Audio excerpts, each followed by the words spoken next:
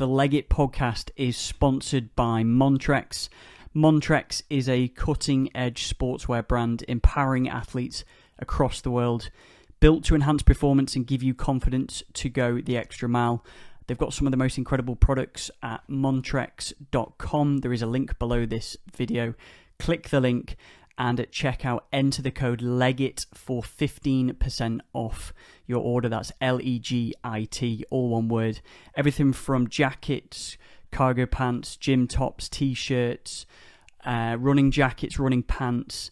Everything is on their website, and they sponsor some of the most incredible athletes. Everything from UFC fighter Leon Edwards and a good friend of the podcast, boxer Jazza Dickens. So click the link below, use the code LEGIT at checkout for 15% off your order.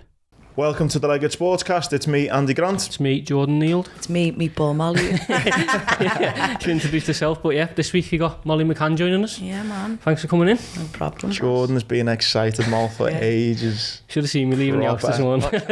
Like, bar 6 in the morning, going, I'm off. It's just like, you got about 4 hours. No, but really appreciate you coming in. Can't wait for this. We started the Sportscast and the idea just to get me and Jordan's knowledge of sport in general is massive. And we wanted Is to it just fighting though? Because I'm like proper, like this summer, Wimbledon's on, the Euros on, the Olympics is on. I'm like, I know the fighting's on. I'm like that. Oh my god, I love it. But you're into everything. Well, to be honest, yeah. I mean, I started in football, but then naturally progressed to just, I mean, combat sports is where I'm at. But I'll watch anything like. We're actually going to do a podcast about Jordan because he's a bit understated there. He was playing footy at a decent level, But yeah, the Sportscast is just about all sports. We review all sport, and then obviously I knew we've kind of got one of those social media relationships where we've seen each other a few times in the gyms and stuff like that, and was keen to get you on. I said to Jordan, I think Molly might be up for coming on. He was like, lad, I So we've been for 4 hours. I'm not sure if I was even pissed off yet when you messaged me. I was like, no, we'll do it the night before the book's out, Let's start with that then. The book. That's we were just saying before we started recording, I noticed a change as a fan watching you on Instagram these last few months, and we said about the book, and it's maybe, to me, looks like it's come out of nowhere, but for you this has been something that you've been working on for a while now. Yeah, so it all kind of flows back to February 7th, February 6th, and I had my first fight in Las Vegas, and it was my dad's birthday, and obviously I lost my dad a few years ago, so there was a lot of emotion and expectation and anticlimax when I didn't get the win. I fought someone who I feel like the only way to beat me is to, nullify me and just pin me down and just be active enough just to win the round, and it's kind of been, that's what the last 2 fights have been. And after the fight, I've come out, I threw my gloves off on the floor. I'm not sure if you see it. I remember everyone saying Molly's placed the gloves off, and I just looked at my coaches, and for anyone who knows me knows I give me heart and soul. You see it on my Insta. I don't really train with women. It's all the lads in the gym. I work twice as hard, or not twice as hard probably, but I work harder than anyone I know, because you have to if you're a woman in sport. And I was so frustrated that you get to this stage and you fight someone who's not there to fight. Combat sport, and what I do is the purest form of fighting, so it's like, let's use it all, albeit she was just picking the right path to victory to her, but it was boring. No one will ever watch that kind of style of fighting, and I think we haven't just trained for 15 weeks for you to just hold me against the cage and mount me and not do anything from me, do you know what I mean? So I was fuming. I took my gloves off in rage, because me and my coaches have worked so hard over the last 7 years. And I went into the back room, I went, I'm fucking finished, I'm done. And then the comms team was like, I think like Dominic Cruz, and I was like, I think Meatball's retired, he's retired. And the commentary team, someone like on the Twitter or something who runs the UFC account ran over and was like, we need an official statement of you just retired. And Paul Rimmer went, no, that was in tribute of a dad. And he looked at me and he went, it was, wearing it. And then I went, yeah, it was, coach, it was for him.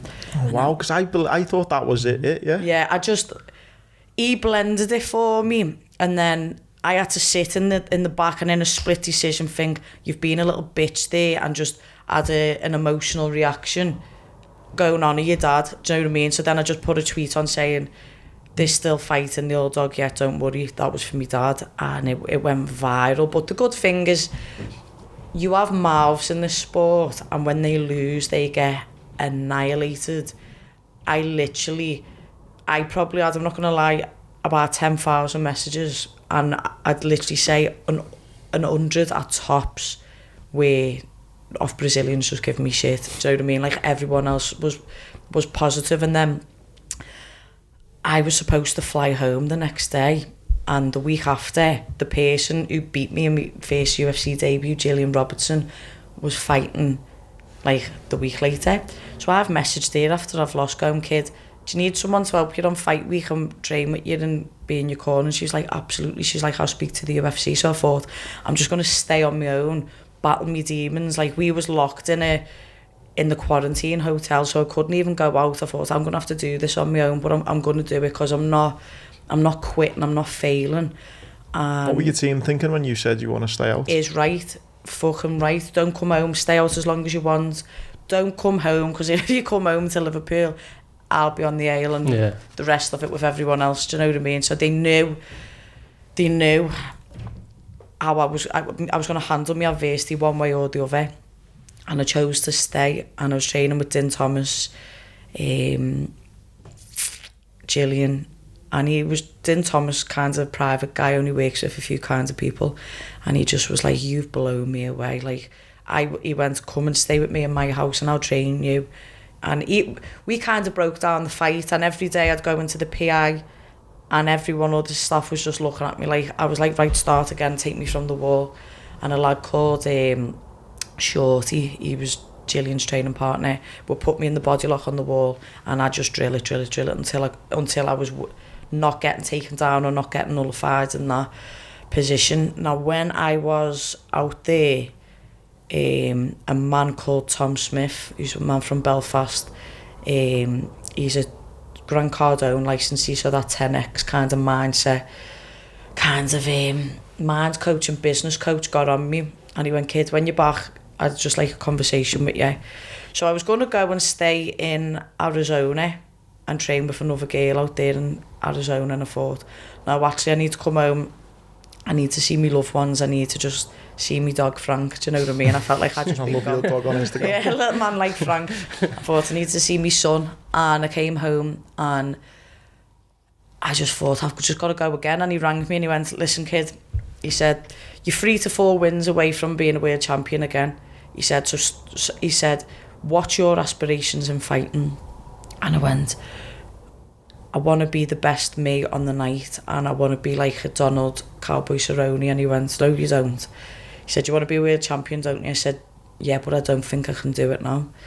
And he went, what was he saying to me? He was like, I can see in the fight that you lost in Abu Dhabi, that changed, that fire changed in you, and you accepted the fact that you're just going to take each fight as it comes and just be the best you on the night and see where your life goes. And he said, you've never been that person, so why are you being that person now? Why are you settling for less and allowing the negative talk in your brain? And I thought it was all to do, I was in a relationship for 4 years with someone, and that came to an end, and then the fight camp, and then that loss, all kinds of just in the mix of it, just done me in a little bit, and I didn't realise it. And then he's just sat me down, and he's amplified and fine-tuned what I would do anyway. So you'll see, like, I've always been a person of gratitude. I've always spoke about the law of attraction, and I just journal a lot more now and have a little bit more of like a focused outlook. And I'll have a conversation with him every day where he's just like, you're a fucking juggernaut. You're going to be a UFC world champion come the end of next year. You are this, you are that.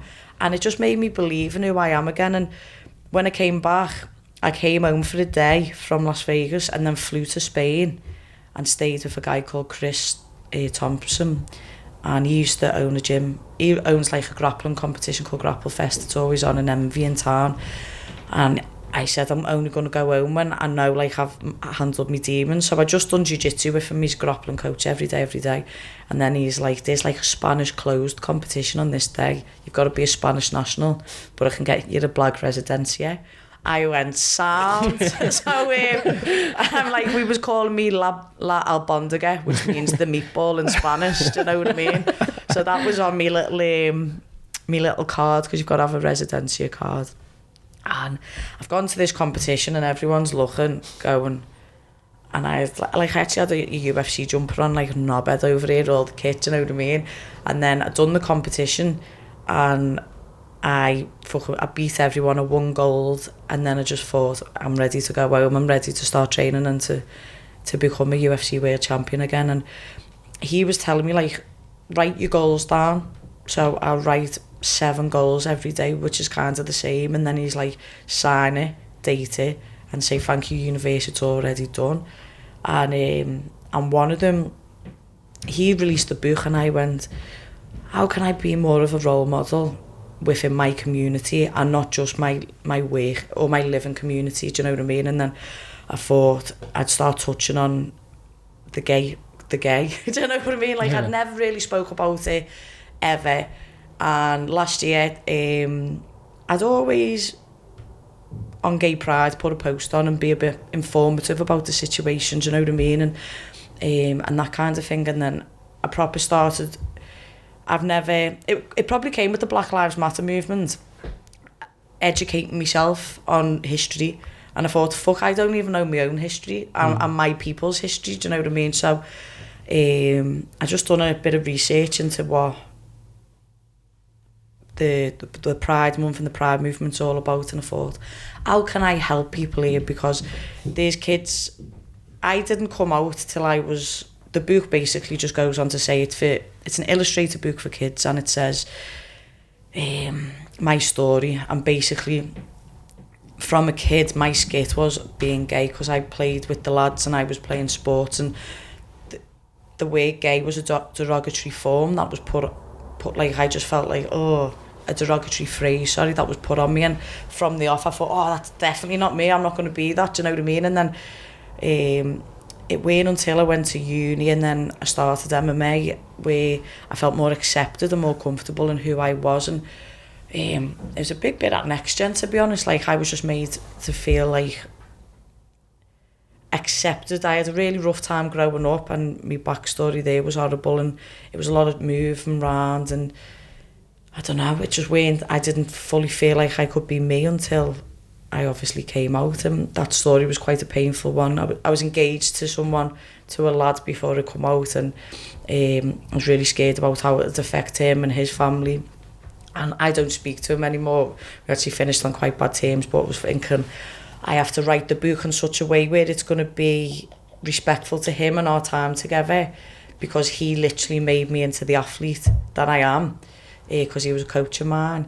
And then I had to be respectful to my first partner, female, who I was with, because we don't speak anymore. There's a running theme here. But yeah, and I just thought, right, be honest. There was a lot of different ways I wanted to take the book, and then I thought, now just make it your story. And then me and a lad called Sean, basically he's an illustrator, and I messaged him, I said, you want to illustrate this book for me? This is what it's going to say. And I literally just sat there and thought, whatever I do, it's kind of like I'm like on my knees in the dark, but I always kind of end up the right way, find my way kind of thing. And I just googled like short stories and just went through it all, and then I just sent him over about 24 pages of text on what I wanted, and then he drew the pictures, and I said I'd like to make it like a coming out aid also for kids. So there's a few pictures at the back, there's a few plain pages at the back which has got like a frame on it, where obviously if a parent is going to buy this book for their kid because they could have an inkling that their kid could be gay, that there's a safe space for the child to put their feelings down and maybe their coming out story. And then I said to Sean, I went, I don't want to earn on this isn't about me. I said, this is just about helping people. And he was like, okay. So there's a charity called Stonewall.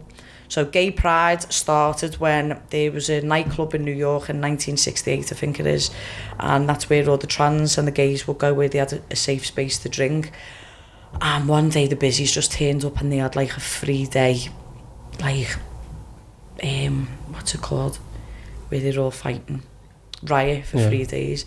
And then the year later they had a march, just being a bit political and telling people about what it was. And then every year to that day there'd be a Pride Day. So that's where kind of like Pride comes from. It's not like you get a lot of heterosexual people who are uneducated who be like, well, why don't straight people get Pride? And it's like, because you don't get walked down the street and get stoned or spat at and stuff, because it's okay for you to be gay. Do you know what I mean? But it's just about informing people, like. And anyway, I messaged Stonewall and I said, look, I've been an advocate for you for years. You may be unaware, but the Stonewall laces that the footballers wear, I put in my boxing gloves. So I wear the rainbow laces in my gloves, and I'd basically wanted to donate. Me and Sean would like to donate a portion of this book to use, and they was like, that would be amazing. How would you fancy being part of the Game Changers ambassador thing? So I went, I'd love to be a part of that. What does it consist of? And it was like going into schools, leading sports-based sessions, and then we'd like to put your book in our LGBT library, an educational programme. So basically when everything's all right, and it probably be more September when the kids go back to school, we're going to organise a tour for me to go round and go into schools, and just, obviously my degree is in coaching and teaching PE, so it's something, before fighting, that's probably where I was heading anyway, to coach and to teach, and I was like, I would absolutely love that. And they're going to announce like the ambassadorship tomorrow, as well as the book, and it all basically comes from Tom being like, fucking write your goals down, and he's got a book called Fearless, and I've read it and I went, fuck it, I can do it, do you know what I mean? And literally just but sorted out with Amazon, just so I can self-publish this little first bit and just get it out there for now, and then I've had publishing people come to me and speak to me, but I thought I just want as much money to go to charity and to Stonewall, and the message be out there. It's Gay Pride Month, it's the last day of Gay Pride Month tomorrow. Seal it with a bit of a bang, do you know what I mean? Unbelievable. Honestly. That is unbelievable. Yeah. And now I'll breathe. Tell you what, I mean, that was captivating. I was getting goosebumps as well. I mean, it's going to, maybe don't want this to come away this, but as much as your goals are there to be this badass UFC champion, what a fucking legacy you got there with that. Yeah, I mean, I give myself goosebumps there. Yeah, like it makes me as someone, it makes it you've also almost made the idea of being a UFC champion a bit not shit, but like a bit second. It's like second to this. She was a UFC champion as well. Yeah. You've made it second to this amazing legacy that you're now leaving. I think it's impact, isn't it? Like that you could have on a random kid that you might never meet, a kid that's, you know, knows the gay deep down but doesn't know how to navigate it. Yeah. And you might never know them, but you could like change the life. Yeah, like I can't. This person's gonna do a coming out post tomorrow, so I just don't want to say the name because and fucking steal you can never steal that moment from someone. But the person I was speaking about the book to, who helped me with the book, came out to the family yesterday and was always going to, only because of the book. So it was like, wow. So to help one person was just the idea of literally like a passion project. And then I know that this person, they rang me up yesterday and they was like, I've told my parents, I feel such a weight off my shoulders, I wouldn't have been able to do this without you. And when I spoke to this person about the book, I was just like, the community is there, the gay scene, the gay community is there for you to feel safe and have that gay space, not gay space, but have that space to learn and understand who you are. Like, I put a post up, like, it took me 25 rotations around the sun to be able to be me. I think I've seen that, Yeah, do you know what I mean? And it's like, and that's sad. That is so sad. But, like, I'm trying to not, like, dilute the story or water it down or keep pushing it in people's faces, because I know it's really easy to switch off to that, and it's like, it's not a money-making scheme, and it's really not just to be in the public eye. It literally is like, it is a hard thing to do and to come through, and like... Well, I can't even imagine. I remember in... do you remember what it was like 10 years ago? So, like, kids can be gay now. Like, I'll walk through town and I'll see gay, like when we was kids, like if a gay, like all girls wore Lacoste trackies and you wouldn't think they was gay, but now the girls have got 110s and they dress like the little lads, and I walk down the street laughing, thinking, go on kids, you can unapologetically be you without being ripped to death. And even last week there was like a unity walk for, like, there's been a lot of like homophobic attacks on young trans men. And even the mayoress was there, like Joanna Anderson was leading the walk, and I was there, and I've got a boss picture of me in the book there, do you know what I mean? And I'd done the march with them, and I was just looking around, and I was like, the amount of scallies that was there, I was just buzzing, because I was like, it just really isn't a thing. And if you go out on the gay scene, there's so many little Ketwigs there and all that. You know what I mean? Like, there's no discrimination really anymore. Yeah. We said that, didn't we, about the what we talking about? Was it the Black Lives Matter? No, it was the rainbow thing. We said, like, you know, all this shit going on in the world, you know, kids dying, wars, starvation, global warming, all of this. And if you've got a fucking problem with fucking John necking off with Dave, you know, you're a fucking idiot. I know. Do you know what I mean? I know. And I think that sort of, not to be like to judge people, but it is a generation thing, isn't it? Now we're coming to the point in the world where people are like, you know, you can do what you want. You don't have to justify yourself to say. And that's the point we need to get to, isn't it? Where you haven't got to say, you know, you don't have to sit people down, and you don't have to say, like, justify who you are. Do you know what? Like, this is the thing. Like, I was saying, I nearly said his name then, the person who came out yesterday, I'm so proud of you, but I'm still so sad that you've had to do that. Like, someone's had to sit down and explain to the mums and dads who they love, and it's just the fear that you have. Like, I remember I was crying to my mum, I'm so sorry for letting you down. How the fuck have I let someone down? Why have I carried this shame? Do you know what I mean? And I was in London not last weekend, the weekend before, and I was doing some work with a charity called Battle Cancer, and I took my best friend from school out for the day, and she read the book, and she was like nearly crying, and I said this on the BBC podcast, and she was like, do you know them girls who you're talking about at school that judged you and made you feel like shit? I was one of them, weren't I? And I went, yeah. And I went, and it weren't like you ever said, you fucking dyke, or you, like, it weren't that, but it was the sarcastic undertones of some of the words they say, do you know? And she was like, I am so sorry, like, and she took accountability for it, apologised, and we move on. And this is still my best friend. I wouldn't have really even thought about them lines, about that, but like, this is the times that we're living in now, where people are being accountable for their actions, and that's all you can ask for. Do you know what I mean? And she was like, she's got 3 nieces and nephews, and she's like, I can't wait to buy a book for each one of them and explain it to them, so that they don't do to other kids what I done to you. And I was just, it blew me away, to be honest. Is the book then solely, it's nothing to do with the UFC? Is it a little bit about your life? It's literally just my coming out story, but I only felt comfortable when I was doing MMA, and a lot of it is just me in me fighting stuff, because I met my first partner, female partner, in a fighting setting. She was an ex-GB boxer, and obviously I was in MMA, and I used to box for the gloves, so we just crossed paths, and it was a good, I think it's just a good selling. Yeah. Well, selling. No, Well, a unique selling point, isn't it? Is me in the UFC, but it's the philosophy and the ethos of Brazilian Jiu-Jitsu, I think, which really brought it through. Like, coming from boxing, pugilist, everyone's very one-track minded in boxing, or there was back in them days, do you know what I mean, where it was like, you could never be gay and walk into a gym. It was just weird happening, do you know what I mean? And in jiu-jitsu, it's like, we are one, so it didn't matter if you was white and black, or if you was gay or straight, or if you was Muslim or Christian. Everyone is the same once you cross that mat. And then that's where I found the safe space to come out. And I've got a lot of gay best friends, and I've got 4 best mates, and the two girls, and they're both married to each other, both having, well, one's just had a baby, one's having a baby, and it was like, they was my people, and that's who I dedicated the book to, because they just always made me feel safe, even when I weren't. Like, there was probably a few years where I was, but I weren't out, do you know what I mean? And they had me back and always helped me through. Well, what's the thing, Mullen?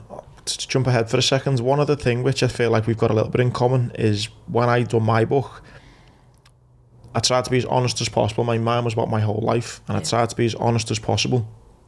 But I felt like, and maybe this is something similar feelings that you had, but felt ashamed and secret, and I felt like I wasn't myself for a while, because no one kind of knew the truth. And one of the things that happened to me was, when I was blown up in the explosion, I actually lost both testicles in the blast. Did you? Now everyone looks at the leg and thinks, oh, he's got one leg, which that never ever bothered me. It was the fact that I couldn't have kids. It absolutely destroyed me. And when I come to write a book, maybe again, this is what you spoke about before, like a different generational thing. My dad was like, don't tell anyone that. It was almost a bit like, that's your... proper make me goosebumps. It's like, it's then giving you your backs up and then you're like, what? Wow. Yeah, and it made me think, why is this... He didn't think that I should be ashamed, obviously he didn't, he's really proud of me, but it was a bit like, he was just more thinking, you don't know how people are going to react to this, you don't want people, and he was kind of being devil's advocate. And I was like, when I come to write the book with my best mate Phil, I was like, do I put this in, do I not, And I did, I put it in. I bet it was empowering for you a tiny bit, weren't it? Well, You took control back of the situation. Exactly, that's that. I felt like I took control, and the amount of people who reached out and said, oh, I couldn't have kids, or this has happened, and I went through the IVF route and things like that. But where it comes back to you is that feeling of how scary was it to think, right, I'm going to put it out now to the world. I'm like, writing that book, like, I stopped putting the word gay in it all the time. And I was like, fucking hell, like, I can't put my trauma and my trigger on that word and not put it in the book when that's what we are. The word is gay or queer, so it has to go in there. And you have to normalise that for people and educate people, like, that's the word that you say. Do you know what I mean? And yeah, it like... Because it's different, innit, from telling, and I'm sure we'll come on to it, like coming out to your friends and your family, but to be like on now social media and in a book and say, look, this is me, listen, it's got to be scary. When I went to London, I had to go and sit down with like BT, Sky Sports, Joe, and I nailed 2 pints before I had to go and do these interviews because it was like a coming out story. And I was literally just like that, holy fuck, you pick your moments, Meatball, do you know what I mean? It's like, oh, right, no one knows, or okay, now people know, and now it's like, here I am, fucking rainbow cape, do you know what I mean? But it's just like, the more you talk about it, the more you normalise it, the easier it is. But still, I knew I was going to have this conversation today, and it was only when I was walking over, I was thinking, oh, I'm still a little bit nervous, do you know what I mean? And I don't get trolled for anything other than homophobia. So you get trolled for it? Still, yeah. And it's only... Weasels. I'm literally... It is generalising, but it will only ever be men. Yeah. Like, I only really think... I'm not saying that women aren't homophobic at all, because they will probably be, but it's only really men who have the big issue. Yeah, it is. And do you know when you see sort of gay people being like, it's the same with, like, we're going off on a tangent here, but breastfeeding is the same thing. It's only men who are offended by breastfeeding, or men who sexualise breastfeeding. Yeah. And it's the same when they see 2 gay people, they're like, oh, and it is, I don't care, no, it is judging people, but it is 99.9% men. I think you're gonna... I use the example, if someone said to me they're gay, I'd probably do this same thing. Just, if it was a shock, you'd be like, oh, I didn't know that. It's like, it's okay to be it's not like, doesn't have to be But Scousers are different, and like, I go over to Belfast a lot, and I train over there, and it's a religious and a cultural thing, and like we're saying, and it's little town syndrome, so we are a big city, and we are accepting of everything. Obviously, you've got your 5-10% who are just fucking scum of the earth, who there's no saving, but we are pretty much cool with all that kind of thing. But I know when I go to certain places, it's still not okay. Like, I know, I had to sit there. I was asked, actually, do you still want to fight in Abu Dhabi? Because it's illegal to be gay there. Do you know what I mean? And I always thought I'd never fight in a homophobic country or somewhere where it's punishable by death. And then with the Black Lives Matter movement, I was like, fuck this, I've got to stand up for my people here, do you know what I mean? And they was like, just be careful what you wear and this, that and the other. I went to Calvin Klein and they have a massive Pride range, and I just got a pair of denim shorts and a massive rainbow on the back, and then I bought Adidas slides with like One Love and with rainbow on with, you half know but you don't know, do you know what I mean? You just think that it's nice, and then I thought it's the little victories. Or I took me rainbow blade without disrespecting a country and their morals and their religion, but still being true to yourself, who I was, do you know what I mean? I thought that was... Do you know what interests me? And like, sort of, when you are coming out, do you feel like I'm the only person who this is affecting? And then once you come out, you've got the community of, and people are like, yeah, I did that. And like, the maddest feeling is, it's like, everyone else, it's okay for someone else to be gay, but it's not okay for me. Yeah. And it's like, why? And then it just, the first time you say it, I couldn't even tell no one. Like, I told my mum, it's like, you're going to have to tell everyone. And then I rang my cousin Maria, who's my best mate, said, I need to tell you something, but I'm going to have to text you it because I can't physically say it. And then I had the whole family just ring me up individually. And I was like, Meatball, it's because they call me Meatball. I'm not, like, I am not Molly. I am not Molly. Even the kids, when I walk down the street, yes, Meatball. They was like, it's, what is it? What year was it? 2007, 2006. It's 7 years this August anyway. Because I always remember when I split up with Kane. 7 or 6 years. 7 years it is, I think. And they was all like, it's 2016, it's not 1997. And I was like, yous have all made me feel this way, do you know what I mean? And they was all like, we're proud of you, like, we're proud of you. And I remember my cousin sent me Whitney Houston Step by Step, Maria, and she was just like, this is your tune, go and fucking have a ball. And, and we didn't have a party, but we all went on a bender. Is it one of those things where you come out and it's like, yeah, Meatball, we knew? My mum went, are you fucking joking me? I was more surprised you brought Kane home and got engaged to him than you're telling me you're gay. Scouse humour, and it's fine. No, do you know what I mean? And I was like, no, but mum, I went, obviously at uni, like, I'd get drunk and kiss me mates and try, like, you'd experiment. I was like, but I would wake up the next day, like, wanting to kill myself, weren't into it, weren't comfortable with it, like, absolutely not.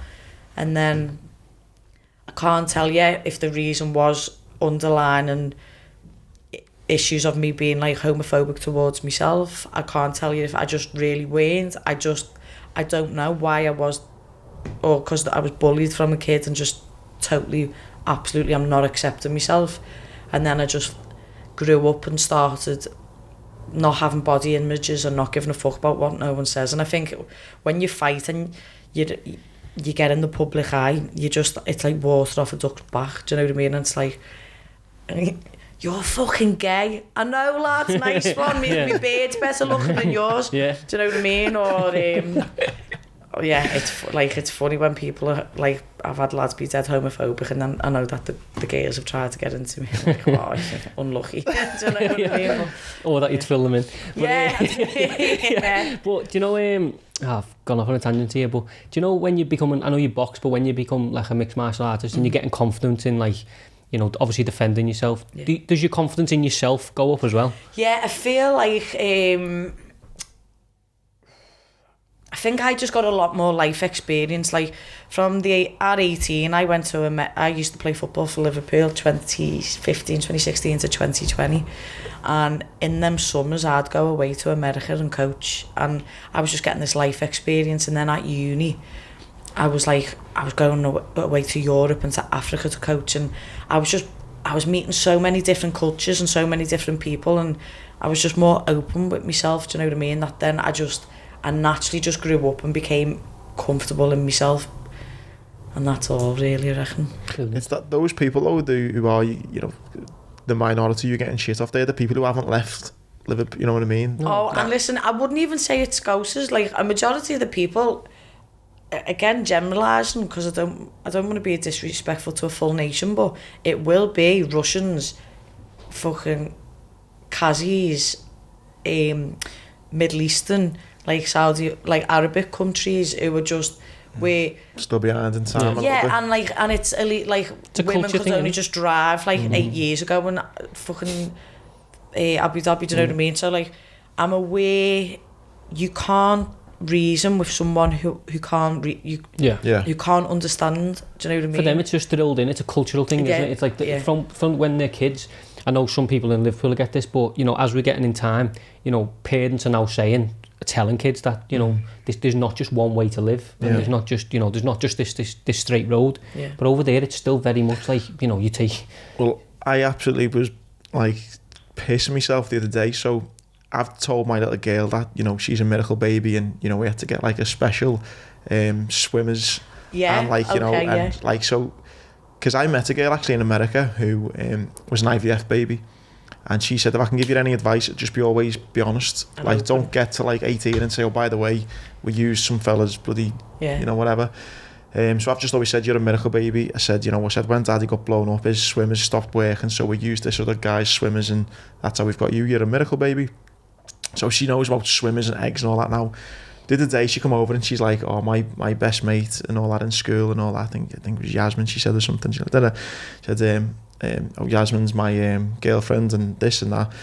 And I said, oh, is she a girlfriend or she's just your friend who's a girl? And, we're like laughing and joking and stuff like that. And then she went, we were joking, and the other day, if me and Jasmine end up having a baby, we'll need to get 2 sets of swimmers. And I was like, well, yeah, you'd have to, yeah. And I was like, right, okay. And I was just going along with it. Was like, how great is it that she's growing up thinking, don't even need a man anyway. Yeah. Do you know what I mean? I'll just get these swimmers, and me and Jasmine will just go have a boss family. And I was just so proud. Feminist from the get-go. But I was just so proud of myself that the fact that she's grown up and it's not even like... But you've raised the well and open-minded.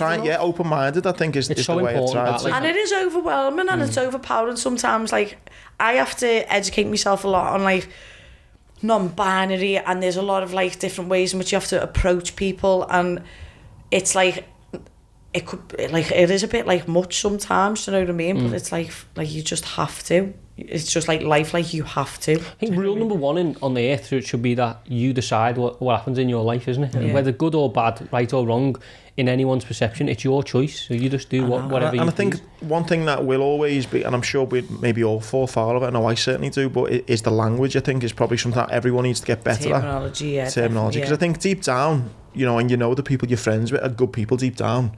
Do you know what I mean? I've not got, a homophobic or racist bone in my body, but no doubt over the years I will have offended people, and it's about getting that language, I guess, isn't it? It's accountability, like you said, don't it? And it's okay with getting it wrong. Like, someone, taking it to the Black Lives Matter movement, someone put online, like, my family's, like, very multicultural, do you know what I mean? And so I never see myself to ever, like, I couldn't put my foot in it or be wrong because I've stood and I'm an ally, do you know what I mean? And then someone said, can you be accountable?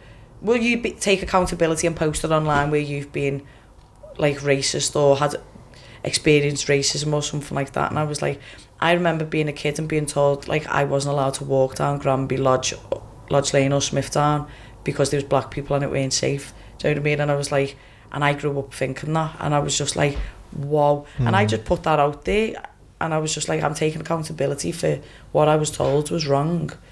But that's what I thought when I was younger, and I felt sick. Do you know what I mean? I think it's that old thing, isn't it? Nobody's born racist or nobody's born homophobic. But as you like growing up, someone will say it might just be meaningless on their behalf, or don't do that, or don't play with them, or don't do that, and then that's in your psyche, isn't it? And it's only when you get older and you start to think, what the it's like you have to get reprogrammed. It's like when you go to uni and you're like, whoa. I was the exact same. I moved away for uni to Loughborough, and I was just grew up in Highton. I wasn't, I was a quiet kid, but I only knew Liverpool, and I only knew that's the way of working things. Like, my nan lived next door, my auntie lived like 4 down. Yeah, it's belted that, wasn't it? Yeah, it was brilliant, but that's all I knew. And then you land in, the middle of Leicestershire, and you got people from all over the place. And everyone's like, hello.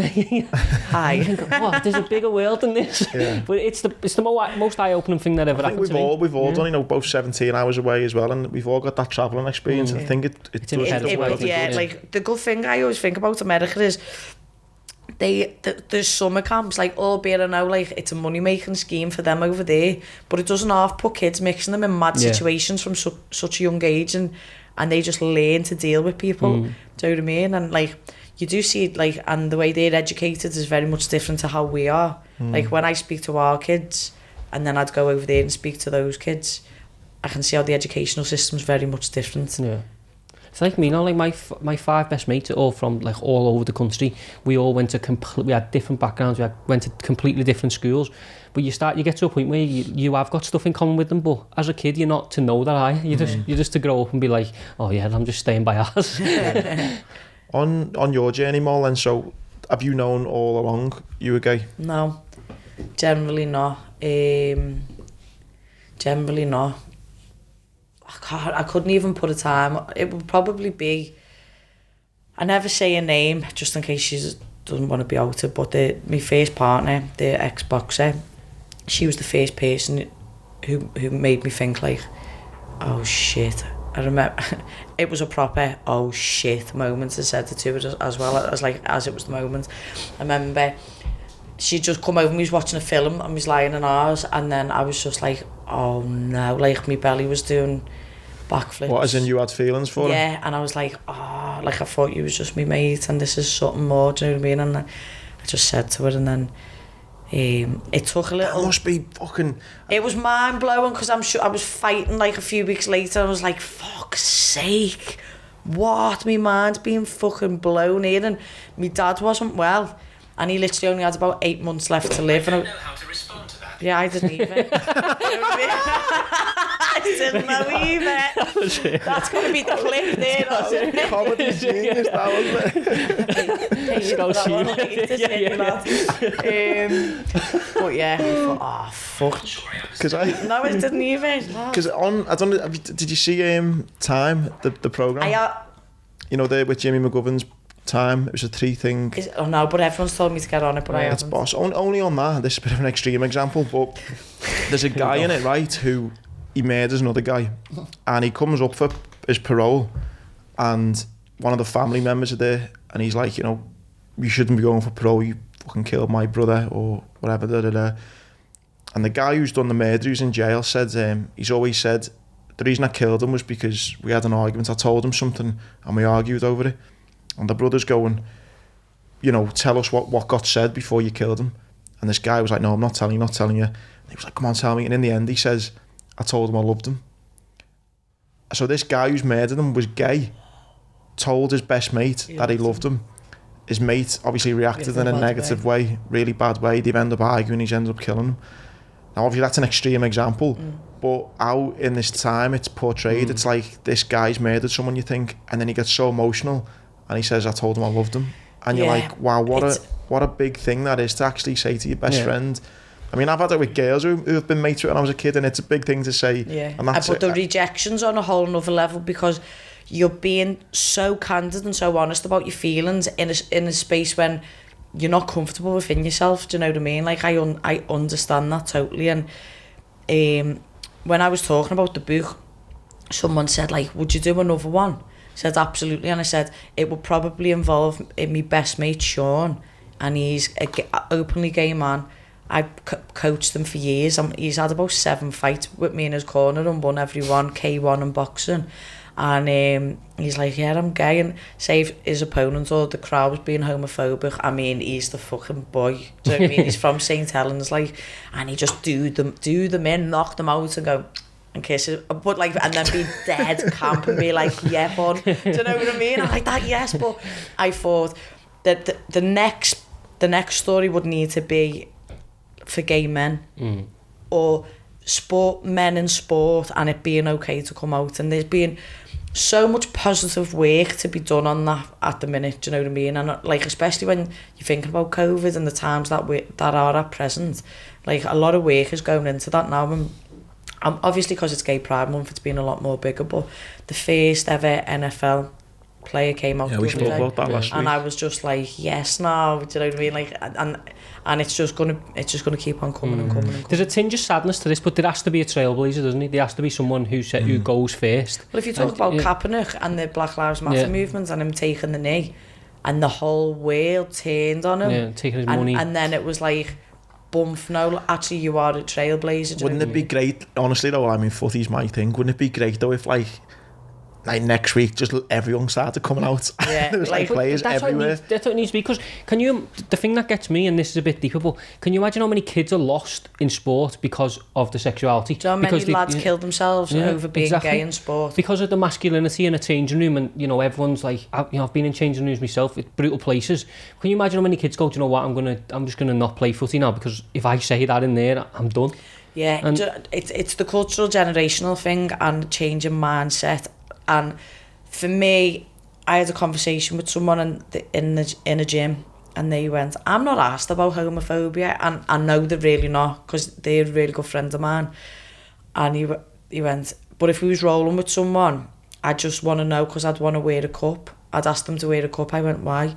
And they went, So just in case they got a hard on when we rolled, and I went, what? I was like that.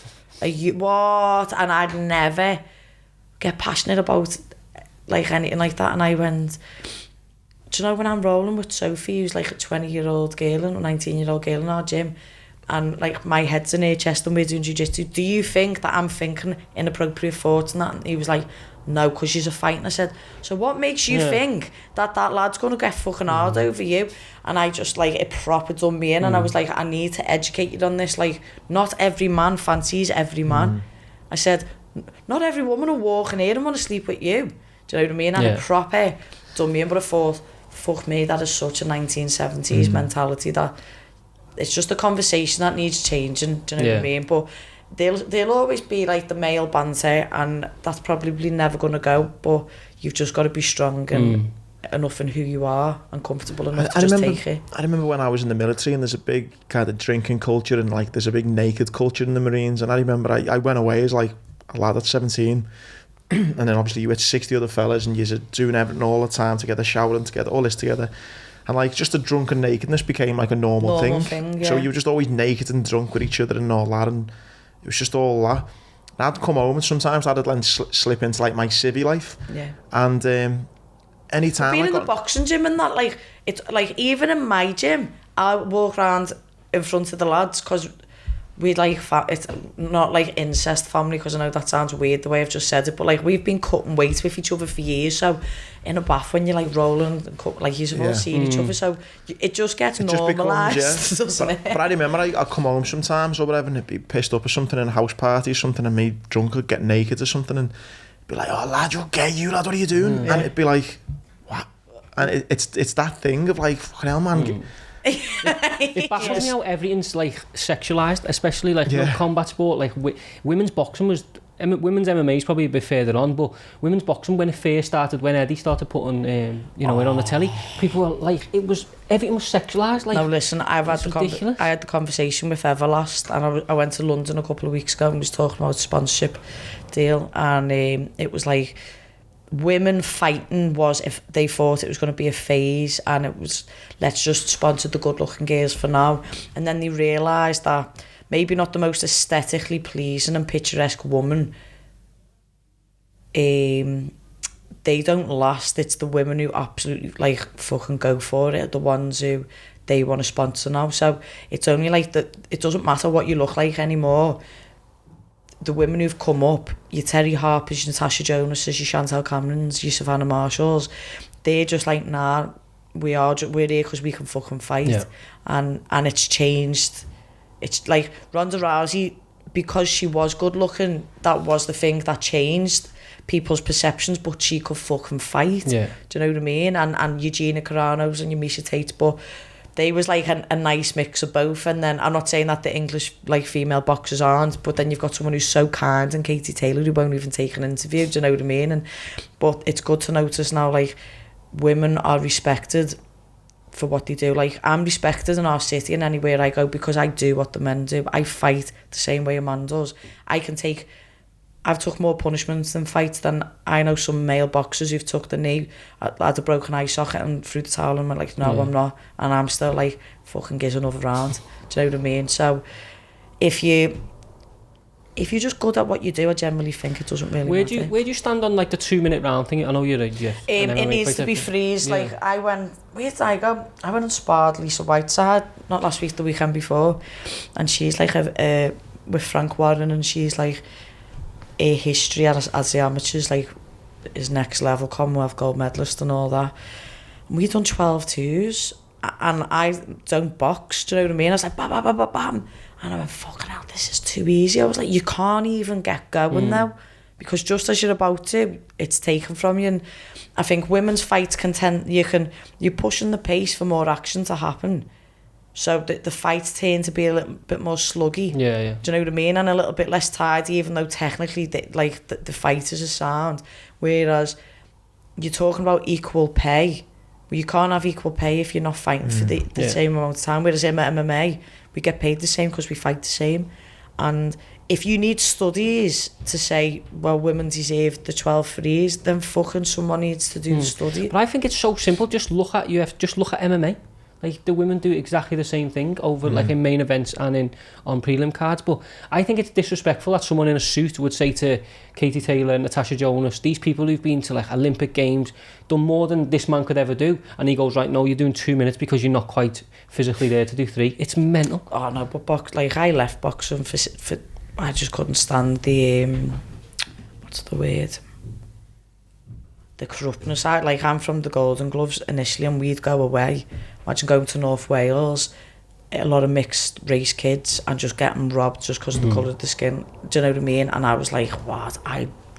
I'm not about this life. What I thought was fascinating for your story, it's a little very similar to mine in the sense, after I'd done the Invictus Games, I won gold, I wanted to go into the Paralympics, and there was just no event for me to take part in the Paralympics, because Paralympic sport, you only pick certain events, and you had something similar, didn't you, where your boxing, there were only certain weights, and you just... So they had to take, for women's boxing to come into the Olympics, they had to take the medals from the men's weight categories, which you should know, but the listeners might not. So there was 3 weights, 51, 60 and I think 75 plus, or up to 75, and I was too small for 60, I was too big for 51, and I was never getting to 75, do you know what I mean? But it's funny because we was doing a family tree, me and my family, and it turns out that, like, our whole family comes from Ireland, apart from the ones who've been married in, but historically our whole family's from Ireland. And I was reading, I was like Bray, Wicklow, and going up, and I was like Cranley, Maria Cranley, and I went down, it was like Katie Taylor. So it was like me and Katie are second cousins. Oh my God. And I was like, that's heavy. And then I remember sitting there watching Tash, because Tash was my hero, and then Katie's like a family member, and I was like watching thinking, oh my God, this is the maddest thing, do you know what I mean? And her story is very much like mine, where we both played football and then both boxed. And my boxing coach, Kev Smith, my first one, I remember he was away with England or someone, and this is like 2006, he's coming with a camcorder, and he's like, a little bit like what they look like. He went, watch this, but it must have been about, you know, that big, and on a tape and that, do you know what I mean? And I was watching, he was like, look, this girl, watch how she throws this left hook. And it was Katie Taylor, and I was like, that heavy, and then that was it. Like, we have a very much similar style, like ferocious speed, and it just must be a genetic thing, do you know what I mean? And then, do you think your boxing career then, was it the kind of those opportunities that didn't come your way because of the politics of it, or was it because of the corruption, or a bit of both? Because you quite easily could have went on that same path, and I'm not even joking, but I'll finish there. I train with Joe McEnroe, them in the Rotunda and Deck, and they're just like, this isn't finished for you, is it? I was like, no, and they was like, you'd only need 2 fights and you'd fight for a world title. I was like, yes. And they just... I've seen just on the pads with Joe, fuck me. It's a time thing though, isn't it? I guess, like... I just said, lads, I was like, boxing was broke me heart. It's my first love. I'll be back to that, don't worry, but I haven't sacrificed so much love, relationships, fucking money, like what my face looks like how I've broke my body. Like, I can't sleep at night because I got a bulging disc in my back, or my shoulder keeps feeling like it's going to pop out, or my ears sore because I've got a collar. Like, I don't sacrifice this every day just because I can have a payday now in boxing. Like, my legacy is not done. Like, I know where I'm going, I know what my goals are, and I'm not going to pass up on them ever, and I'm never going to justify that either. But I went, as long as my brain allows me, like, Tash is 36, 37, I'll probably be done in MMA by 35, and it'll be like a McGregor crossover by then. And I won't talk about like millions and all that, but I could imagine me, like, I'd be like, Terry, shall we just have a go? Let's just put online, like, we hate each other, love. Come on. Come on, Terry.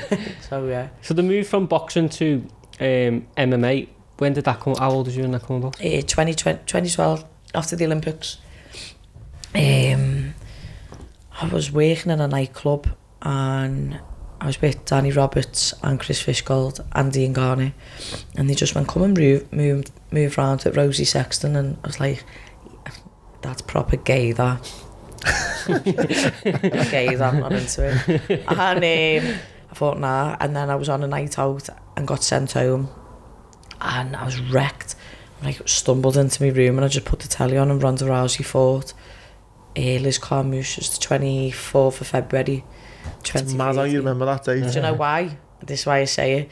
So the 23rd of February or the 24th, it's one or the other. They fought.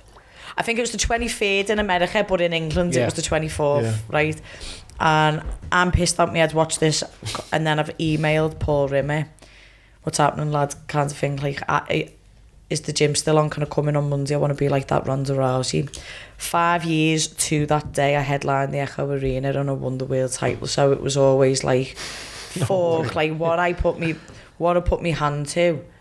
I'm like, it is what I am, what it says on the tin. Like, I am all in, and it can be a really toxic thing, or it can be a fucking really amazing It's thing. going one or two ways. Yeah, like, yeah, you're coming with me or you're not. Like, we're going to have murders, or it's going to be the best thing that's ever happened to you. That's what I always say, like, in relationships and stuff, I compare it to, I go, like, would you rather be, like, in a proper steady Eddie 4, 5, 6 your whole life, or would you rather have, like, your 1s and 10s? Because I'm like, if you're going to date me, we're having 1s and 10s, like, do you know what I mean? Yeah, I was literally having... Yeah, a lot of 1s. I was literally having this conversation yesterday with someone, and I was just like, I am proper easy going, do you know what I mean? I was like, and it's because I've got older, I'm like a little bit more chilled, but I'd say my last 3 relationships, I've analysed where it goes right and where it goes wrong, and it was like the passion and the feeling is like fucking there. Yeah. But then if we have murder, oh my God, like I'll be having murders on the way to the gym, and then the second I've walked in the gym, no one would know. It's like absolutely, the gym's me sanctuary, and then when I've left, I'm either like anxiety ridden or like, I'm gonna fucking kill you. And I'm never like, I'm gonna do your head, and to be honest, because I'm not really a nasty person, but I prefer, fuck, if it's not butterflies and if it's not passion, and what the fuck's it like? It's such an interest amongst, I'm sure there are loads of happy couples out there who have a steady Eddie 5 all the way, the sex life's a 5, the, you know, the finances are 5, the laughs are a 5, everything is a 5. But for me, I am like a 1 and a 10, me. But that's like all of us, because we're successful people. Paul Rimmer said this to me. I was saying I was seeing someone, and we've just split up recently. Well, not split up, stopped seeing each other recently. And he went, you fighters are the same, yous. I went, why? He went, because yous are just all into anything. But then I just think that's a trait of someone who's successful, do you know what I mean? And yous are just attentive and aware, and that's all that is. But I was like, fuck, you're all right, like, because I'm either completely all about you or about everyone else. Nothing about you, love, do you know what I mean? Yeah. Do you know what I'm interested to know? From a boxing gym to an MMA gym, what's the transition? So there's so much, like, the banter's different, and I love going back to the boxing gym because it just reminds me of being a kid banter. The MMA feels more like a family, just because there's a lot more training, so it'll be more like going away with like a core group of people, do you know what I mean, where your life, even though in boxing there's the close-knit bond, but MMA, you're kicking them in the face, you punch them in the face, you're choking them out, you're running together, you're dieting together. That camaraderie is a little bit different. It's hard to be the cock of a gym and the best at something, and then come in and be so completely humbled. And I was saying to you before this was recording, like, what changed in your mindset? And for me, I just became that accepting and that humbled every day. Like, my mind, I just became too grateful for everything. And then I've had to speak to my mind coach, and he's like, you've got to go back to Meatball from Norris Green, and that's okay. You can be thankful to everyone when you're not in the gym, but when you're back in there, you need to be a little cunt.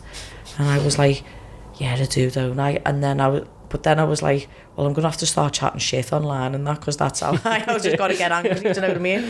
And then friggin' Mike Bisbin puts online the other week, so technically I've signed a contract to fight on September 4th, where I don't know.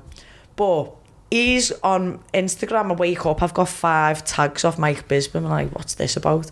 Molly, I'm just with your opponent. And she's the South Korean, like, sweetheart, like, hello, Molly, and all that. That's what she was saying, do you know what I mean? And he was like, how do you feel about fighting Molly? And she was like, couldn't speak, but you know, like that, where they just all like just nice.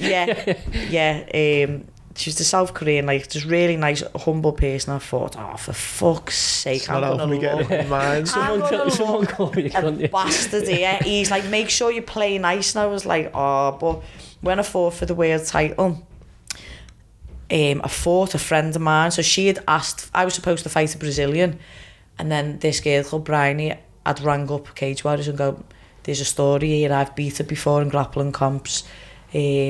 Kind of fighter, blah, blah, blah, blah, blah. And they went, you know what? Yeah, why not? And I never spoke to her about that. I was like, it's fucking cheeky. I was like, but she's like a martial artist and spiritual, and I'm a proper fighter who does do martial arts for the enlightenment. And for me, martial arts is the truest form of expression. So I feeling safe and happy and expressing myself there whilst I'm training. So maybe that's where I did find me, do you know what I mean, and the confidence to come out. But in that movement is where I like to be. And I went, she's getting fucked, she's asked for it, she's fucking getting it. And Cage, they went, say something, Meatball. And I was like, she's asked for it, she's fucking getting it. And then I never looked at her. And then it was the weigh-in, and I didn't look at her like it's the first stay down, because she was too nice. She's an NHS worker, being in the army. She's my fucking hero. And I thought, you haven't even asked me for the fight. You've just gone behind me back where you should have said, Mol, I'm just going to ask these for this. Why not? You'd expect that, wouldn't you? And I didn't look at her. Even when the belt was there, I just remember looking down at the belt. Imagine you're Brian, he's looking down at the belt. I was going, you're coming home with me, love. And then when we've got in, Mark Goddard was our referee. And I just remembered, I always thought in me, I don't know what I'm going to do. Because John Jones does it a bit. He never looks at them until like he's in the cage. And then he fires his eyes up and just looks straight through them. And I just remember walking to the middle. And he's gone touch gloves, and he's chatting shit to us. And I just looked up and I went, you asked for this, don't forget that. I didn't ask for this. And she went and stepped back, and I was like, So I haven't even had to be a rat. Do you know what I mean? I didn't even have to be a rat to win, but I have to have that. For me, fighting, like, it's just you proper scouser when you get in there, do you know what I mean? And we're all me, Tony, Darren, Paddy, all like that. It's just in us, it's the product of our environment. We're just loud and mouthy, and then in the next breath we'll give you the shirt off our back, do you know what I mean? But fighting's fighting, and when you're in there, you respect Joe Mack, you respect your opponent, but you fucking take it to school, man. You take it to school and you fucking make a show of it. And that's what I always think of me fights. And then I like do little like showboat and stuff, and just not to be disrespectful to them, but just to be like, no, look how good I am, blah, blah, blah, do you know what I mean? And I've been made a show of, and I've lost also, do you know what I mean? So it does work both ways, but... It's interesting to know that your coach is kind of saying, no, look, you need to go back to fucking... Because I remember in the Marines, you know, you think like the Marines, you know, one of the most elite fighting forces ever, you know, one of the commando values is humility, you know, and all that. But then when you do like games in like the gym and stuff, like little bits of cheating going on and stuff, and then they'd be going like, if you're not cheating, you're not trying hard enough. And it's like, so on the face of it, you're all very well respected and you're very, you know, but then when it's down to it, it's like, fuck, we want to fucking win. I got polished up, and not in terms of like I didn't train hard enough or commit to me craft, because I was working harder than I ever had. But it's like I got in there and got polished up, and I was starting to be too humble in interviews and too nice, and I just thought, oh no. So I've got training partners in the gym, like Francis Breen has been with me since I started at Next Gen, and me and him have got a relationship of, we go sharp and technical because he's my weight, so we can just have it at a flyweight speed, and then I'll go with bantamweight lads to just think, I'm gonna try and knock. Well, I've never tried to knock a training partner out before, but like we've got to have a go. But even in my last fight, I was training with a lad called Liam Gittins, and I hit him with a body shot and dropped him to his... He took a knee, and I took a step back because you're sparring, and my coach Paul was going, get him, and I went, no, and he was like, oh, sorry, like, he was like in the fight mode, and I was like, I haven't not got that in me, coach, but I'm not going to hurt me training partner, do you know what I mean? And he got back up and then I fainted and then went straight back down and dropped it. But I thought, there's days when I get fit, like, I'm very candid about how much I'll get done in the gym as well, do you know what I mean? Where it's like, I get done in by the lads and I am the fucking nail, like I've been hammered through the floor and I'm just thinking, oh my God, I'll be crying in the round, not through being hurt, but through pure frustration and the man strength, the hormones, the like experience levels more than mine, and I'm just like still fucking coming with tears coming down my face. And sometimes even when I go with Fran, like he'd never take the piss, he's like a proper scouser, proper scouser, and he goes, I can't go light on your meatball because she won't, I'm doing you no favours. And I was like, lad, that's why I love you, I'd never expect you to. But then the same for me, like it's hard for a woman to be doing a man in and to see they in there, they diminish a little bit and then they come away from that round proper done in, and then I'm like, I can knock lads out. I'm fighting at the highest. Every woman in my division could come and put it on any man, like any man, do you know what I mean? So it's like, it's not a disservice or a discredit that I've managed to do that to you. I was going to say that, and it probably, well, it is disrespectful. I mean, what is that like as a man? I mean, you'd fucking fill me in, but it's like, what is that thing where, like when you're training with fellas, has it been a point where... I've been round the world and I've seen... I walked into a gym in Bournemouth called Ippon and I was training with a Royal Marine. So it's my first session, just walked in, didn't have any shinnies, I've just bought my boxing gloves because I'd just been working and it was sparring.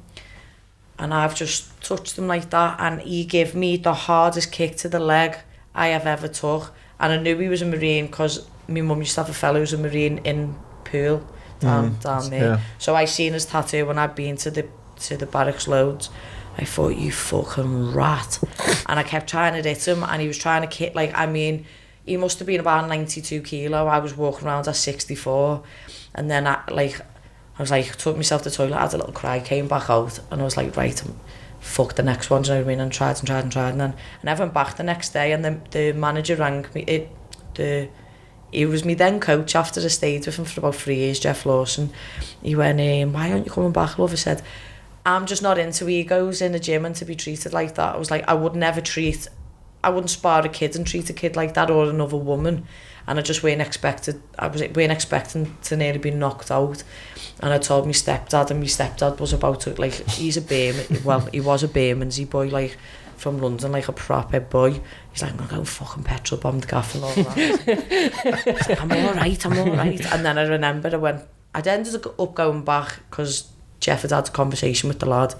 And then I remember walking in and my stepdad Paul dropped me off outside and he was just waiting looking, because it's just glass in Bournemouth, like it's at the gym just off the beach, so it was unreal. He was just sat there watching and I went, go on lad, we'll go again. And I just asked for him again, do you know what I mean? And he tapered it down a tiny bit, but I still took riding, but I thought, no, like, you're not breaking me. And then I've gone to places around all America. I remember being in Colorado, so I'm not sure if you've ever been. But Colorado, yeah, it's amazing. So it's like a mile high, so like you have to acclimatise. It takes about 48 hours for you to like get on it.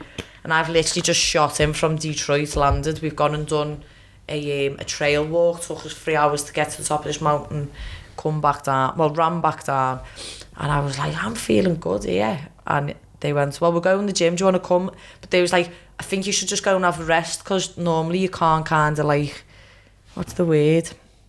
You take time to acclimatise, you've got to do a certain amount of sessions, like, fuck it. And then I've gone to this gym and they kind of, I went in, I don't even think I was in Cage Warriors. I was no one. I'd had one pro fight, actually.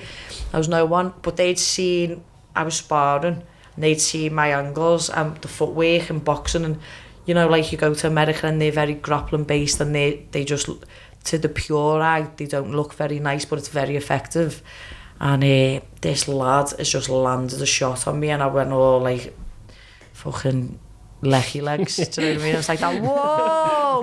I thought, right here, So I've just hit him with a body shot and he's come and he's gone tasty that one.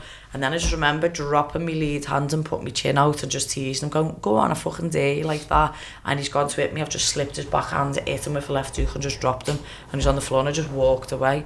And everyone just looked at him like, you're a knobhead, get up. Do you know what I mean? But it's very rare, but you do get that. I think that's the best thing about, like, I'm not a combat athlete, but the destruction of ego in combat sport is just amazing. Because I think if I was in the gym and all that, I mean, I've not got that mindset, but I think I'm surprised it hasn't happened more where, like, fellas have just given it the big one and then just been absolutely laid out by you. It's unreal, though, in reverse when me or Sophie are like, Sophie in our gym's like jiu-jitsu queen, do you know what I mean? And then me being a world champion or being in the UFC, you've got a target on you for anyone.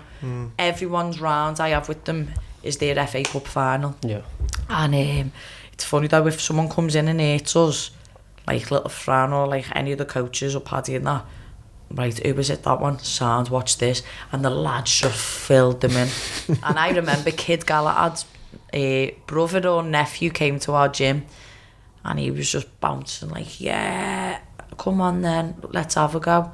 And I remember little Sophie was training with him and they was doing striking and Sophie just done MMA for a laugh, but she's a jiu-jitsu girl, so he was half putting it on him, right? And we was all like, I went to like one of the coaches, I was like, make them do rolling rounds, and they went sound. So then I think we done like 5 fives rolling. And they was just like, you got to stay with her for the whole round. Is that all right, lad? And he was like, listen, she was just like, boom, arm bars, choking him, taking the piss out of him. Like, he gave it a big talk after the spar, standing up. Oh, this is me, I'm bit of this, blah, blah, blah. And then Sophie just filled him in, never seen him again.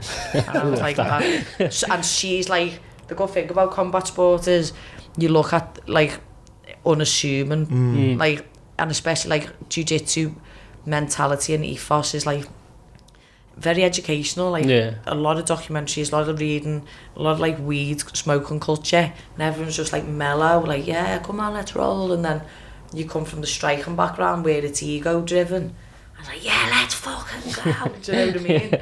So it's a mad one. Jiu-jitsu's great for that because there's a UFC fighter called Ryan Hall. I don't know if you might not have seen him, but he does not look like he would belong in a fight. Is it autism he's got? Yeah, and he will not look at the camera or like he's got little tics or and stuff. Asperger's or something. And he went on to I think he was the Ultimate Fighter, wasn't he? And everyone was like, yeah, I'll fight him. And then he's just rapping everybody up. So he's known for 50-50, so it will kind of be like a scissoring kind of motion where you're on the floor fighting for leg locks. And it's funny because he done BJ Penn in like 17 seconds or something.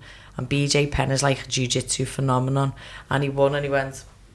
and everyone was like, oh, this kid's mad. He's on the McGregor card, actually. Is he, yeah? Yeah, I think so. He's just... It's so good because that is the epitome of it. Like, you don't... You know, in fighting, you think these big people and, like, big muscles and that, but it's just perfect. Technique beats like power, and power doesn't know technique. So it's why jiu-jitsu is really good for girls, because if men try to attack...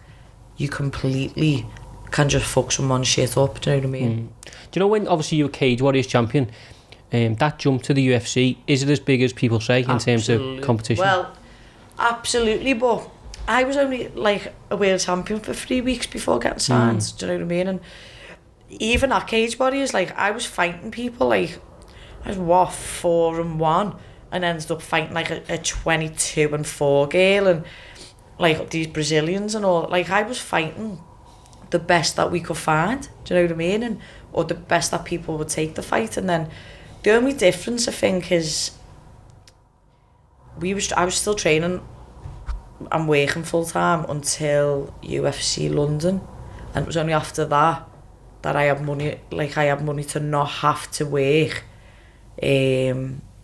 But like I won't really PT, but I'll still teach the kids and that, do you know what I mean? But yeah, I was still working. Because you don't earn enough after you've given your stuff away. You're on minimum wage, really, and it's only thank God for your sponsorship and like your meal preps and stuff that it's like, it's half a good life, do you know what I mean? But Because Jordan knows a lot more about me and talks about that kind of side of things that people don't see, the financial side where it's like you... I fought in Boston and lost 37% of my pay just to tax, and then you lose exchange rate to dollars to English money, and then you've got to give your 20% to your team and your management. Or you choose to, do you know what I mean, when you get back. So I lost, what's that, 57% of my base. Probably about 60% with the exchange. So it's like... And when people see the headlines and they go, Molly's just made X amount, and you think, fucking hell, but no one... and no you know what, someone in my family rang me up going, are you fucking messing? I went, what? You're worth 2 million net worth. I went, what are you going on about? You Google me, right? Someone doing the family tree, right? Or someone's just like, oh, well, we've got a famous cousin, blah, blah, blah. So they've Googled me and gone, what? She's a millionaire. And they're like, what is she? And I was like, I'm fucking not. Do you know what I mean? It's fucking near enough on the dole, kid. Like, what? Yeah. But Darren Till said it, didn't he? Like, he headlined the Echo, and before that fight he had nothing. He was like skint as fuck, and it's not until the more you get, the more you have to give away anyway. I think that's what fascinates me, like with, if you think of the overheads, like people like McGregor in MMA, Joshua in boxing, people like, oh my god, 75 million for a fight, but what they don't see is like that 5% of 75 million is changing like about 8 people's lives. And before they know it, as I say, he lost 60%. He's still a wealthy man, but it's not. I was thinking about Rocky Fielding, and when he lost that fight in Madison Square Garden, I was in, what pub is it? In West Derby, I can't remember. I walked in, he was there, I was having a conversation with him, and I was like, got paid like a good wedge, and then he was like, but you know how much like you'd had to give out, and I was like, oh, that's heavy, that. He's like, you've got it all to come, because I hadn't won yet in the UFC. I think mine was like 2 months later that I won, do you know what I mean? I was like, oh, that's shite, that. In terms of like your UFC journey now, obviously you've had a couple of wins on the bounce, a couple of losses and stuff. I think it's 3-3, isn't it? Where do you feel like you're at now in terms of... I just feel like I am top 10, and it's fucking mad. Like, my mindset's bulletproof, and I'm a world champion in here, but I need a dancing partner to do that. And I had to spend from February till April working on how to stop someone nullifying me. Like, so in boxing, something called like a spoiler or like a journeyman. You don't get that in MMA, but the Brazilians are starting to throw out this like spoiling style, and it's like, we just had to like, okay, so you're going to try and body lock me or hold me there, well, you're not fucking getting there again, do you know what I mean? And we just had to get to grips with that. And after not getting submitted by the best in fucking Brazil at jiu-jitsu, and after fighting like, the only people I've lost to have been done pop for steroids. I cannot, apart from Gillian, I can take that away in my mind and go, I'm at a good place then. And this is my last fight on my contract. So it's 1 or 2 ways, do you know what I mean? Like, I'd get signed again, but the money, it wouldn't be worth getting signed again. So like, my whole life revolves around this next fight. And I'm the underdog as well, but I am the true, like, epitome of like the diamonds create pressure creates diamonds, pressure is privilege, and I always show up when I'm the underdog, and I'm just ready for that pressure as well. Yeah, do you know what it is? Precious privilege is a great saying though, isn't it? Right, let me just show you this. Like, Maverick Sabre, do you know who Maverick Sabre is? Yeah. He so I'm really good mates with him, but he put something online: don't let fear distract us from critical thinking, analyse everything.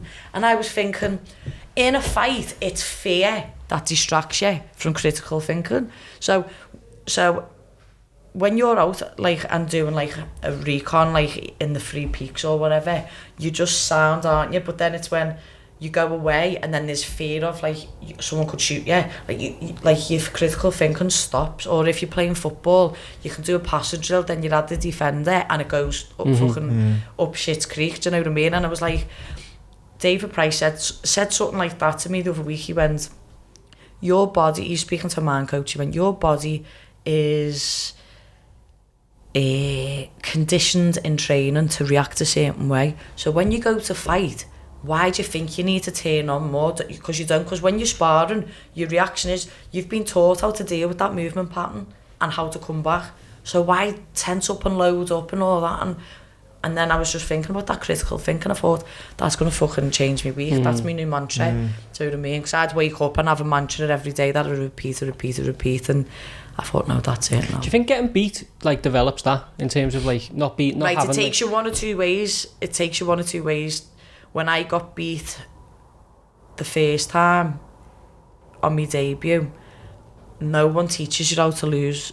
And I weren't expecting it, and I was suicidal, I was depressed, I had PTSD from getting put to sleep and then waking up in the echo with everyone looking at me. And really, yeah? Oh, I mean, I'd be going to bed shaking, and my ex-partner Paige was like, you're not okay. I'd like, it'd be 5 o'clock in the morning, 4 o'clock in the morning, and I'd be out running just to try and get these thoughts out of my head. Like, I remember running at 4:30 in the morning, and JP, a lad who owns the gym, drove past me and went, get in the car, I'm taking you home. Like, what are you doing?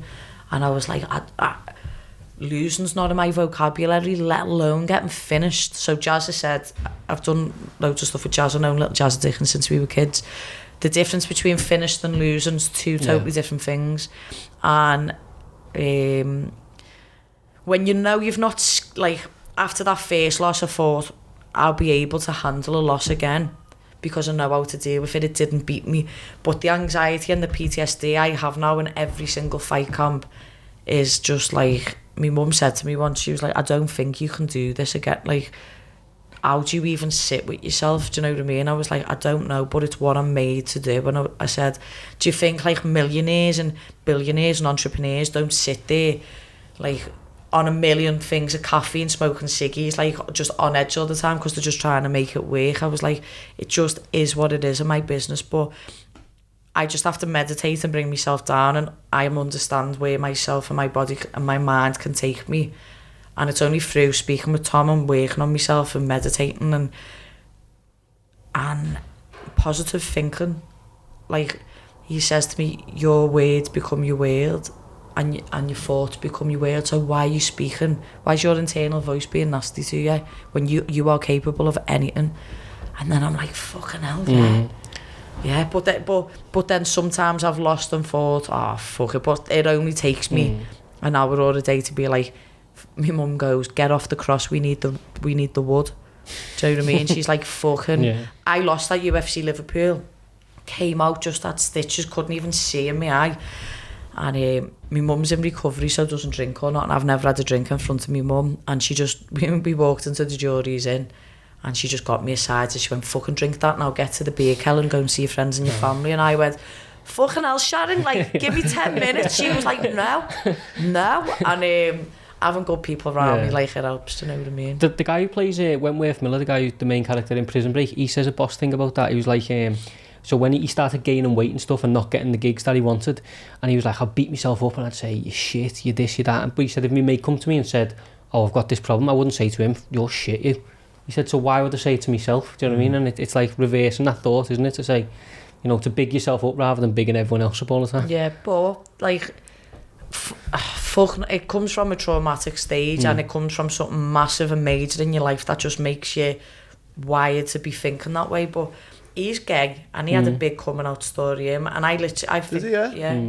And that was the main character in Prison Break. That's why he started gaining weight, because he wasn't cool with it and all that, and he had a big story, but he's back. Do you know what I mean? He did a boss post because loads of papers ran this thing when he made weight, didn't he? And they were calling him like a whale and all this crazy stuff. And he done a boss post saying like, you don't know, the reason I gained weight is because this was happening in my life and I was thinking this, and like, so just think before you speak, sort of thing. And he's a fucking intelligent fella, by the way. Yeah, no, he is. Yeah, because I remember I was doing my GCSEs and I used to watch Prison Break like every Monday night. I was fucking obsessed with that. I had it on DVD. I was like, do you remember them like research books for your GCSEs? Yeah. And I was like sat there like maths like that.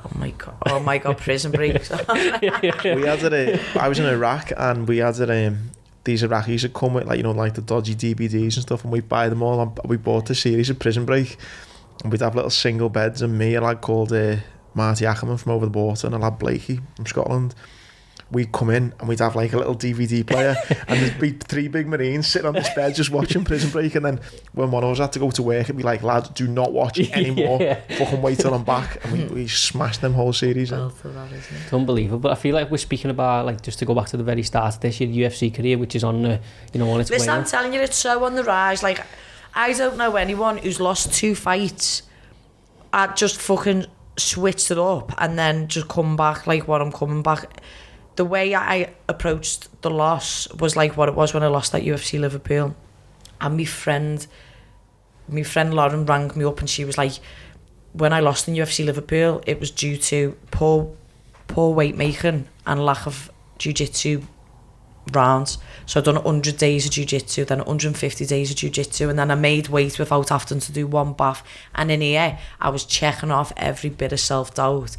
And I've done the same for this. Like, I've stopped seeing people. I've moved out to be on my own, just to focus and just to be like, nothing is deterring me from this plan. And everyone can see a different mentality, do you know what I mean? And it's like, how am I going to be this person, this role model where when it gets tough, like, be embarrassed and a little, like, I was just embarrassed of my last performance because I thought I just weren't allowed to get going. But it weren't. Everyone's like, you shouldn't be embarrassed, it's just frustrating, do you know what I mean? And I thought, do you know what, you just got to change the words and understand. And then the more times you fight at that high level, the more it's going to happen, do you know what I mean? And you can see the difference in Dad and Till, I think, as well now. Like, so what, I'm fucking coming, do you know what I mean? And I drew strength from him and had a little conversation with him every now and then, because I thought, like, when he won that fight in Madison Square Garden, and then he was honest about his feelings. I messaged him going, this is like the Darren who I would like to know and who the city's proud of. Do you know what I mean? I was like, this is the one, like, keep being this one kind of I thing. think people like use, like, expressing, like, self-doubt and fear and stuff. I think it's the most powerful thing in the world, because it's inspiring. Because then there's people like us who want to make a separation, but you can look at someone who's living is to, your bad day, you're going to probably get knocked out or choked out. Our bad day is not that bad. But if you can express fear, then it's fucking easy for us, isn't it? Do you know what I mean? And it just trickles down. That's why I'm obsessed with this. Is it? It's the mentality rather than the talent. Yeah, it is. But coming from, I just always bring it back to Liverpool, like, this place, man. It builds you up.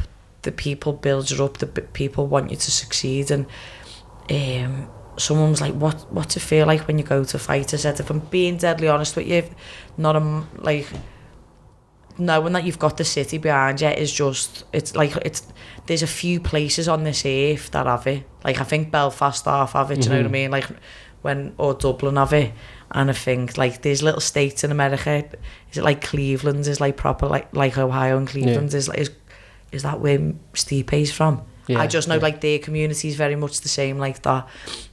And the people make it. Everyone always, I keep getting asked this question at the minute, would you rather be the world champ or the people's champ?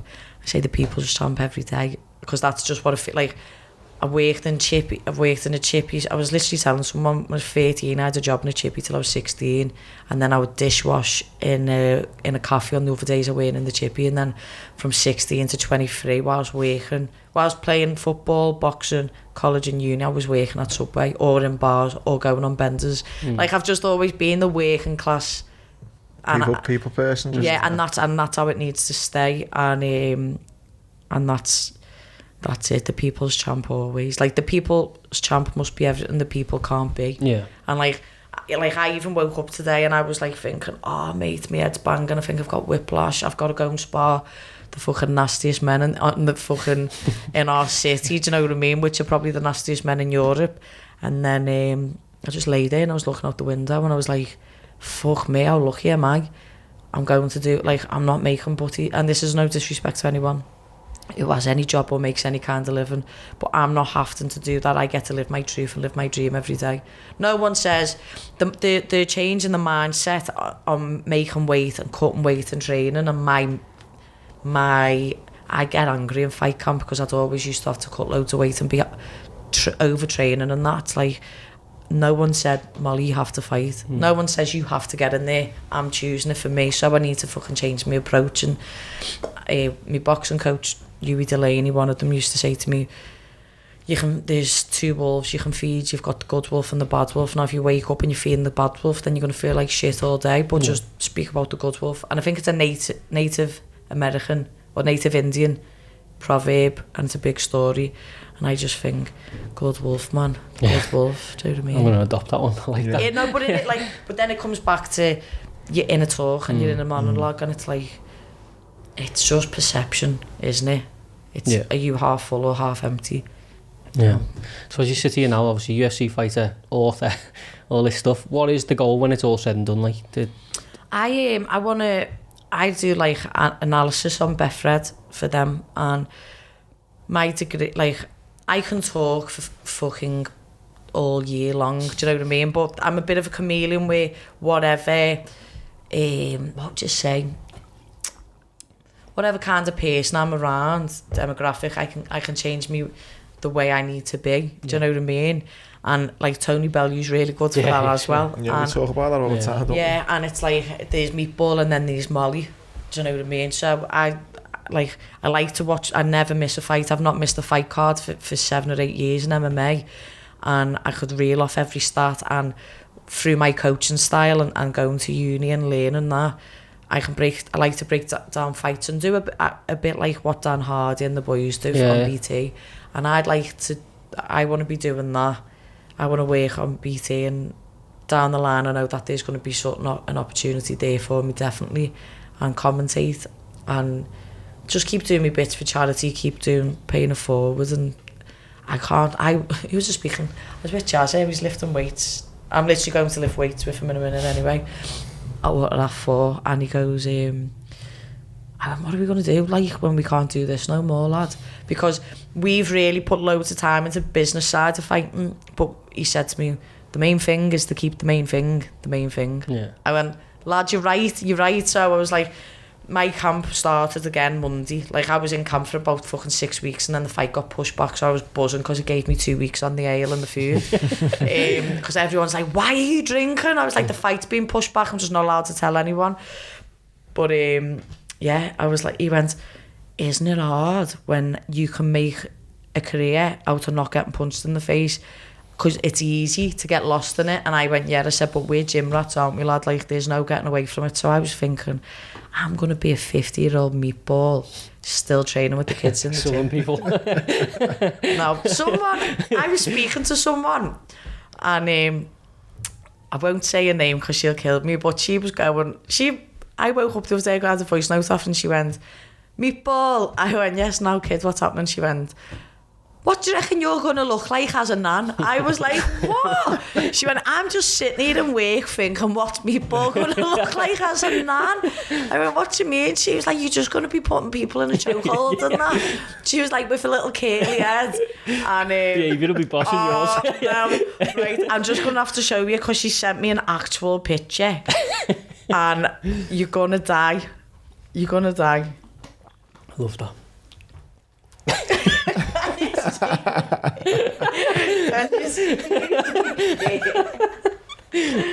Yeah, so yeah.